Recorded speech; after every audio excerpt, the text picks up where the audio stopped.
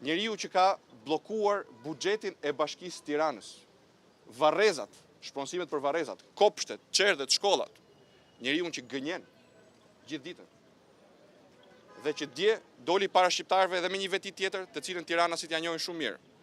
Hedh gurin, e fshet dorën.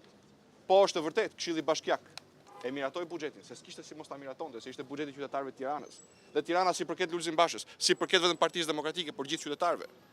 Por pasi buxheti kaloi në Këshillin Bashkiak, Edi Rama urdhëroi bllokimin e tij tek prefekti. Dhe buxheti u çlirua vetëm me një vendim gjykate në korrik të këtij viti.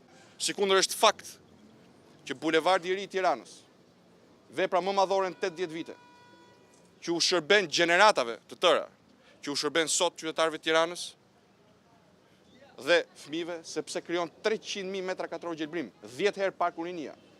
Kjo vepër madhore, të cilën Edi Rama nuk e duron dot, edhe sot e kësaj dite, vuan bllokimin e Edi Ramës, i cili refuzon të bëjë një hap që ka detyrë qeveria, të depozitoj firmat e zyrtarëve të bashkisë tek Fondi i Zhvillimit. Edi Rama refuzon të jap garancinë sovrane për të nisur punimet për tramin, projekti i cilit u bë gati nga Bashkia e Tiranës me financimin e qeverisë franceze. Edi Rama refuzon dhe ka urdhëruar politikisht të mos kaloj koncesioni terminalit pasagjerëve. Edi Rama thotë jo, nuk i bllokoj unë. Unë e sfidoj sot të dalim ballë për ballë para qytetarëve të Tiranës dhe qytetarëve shqiptarë. Flasim me fakte dhe dokumenta. Faktet dhe dokumentat provojnë përtej çdo dyshimi se Edi Rama është arkitekti i bllokimit të këtyre veprave dhe veprave të tjera të qytetarëve të Tiranës. Faktet tregojnë se nuk ka asnjë arsye për këtë bllokim.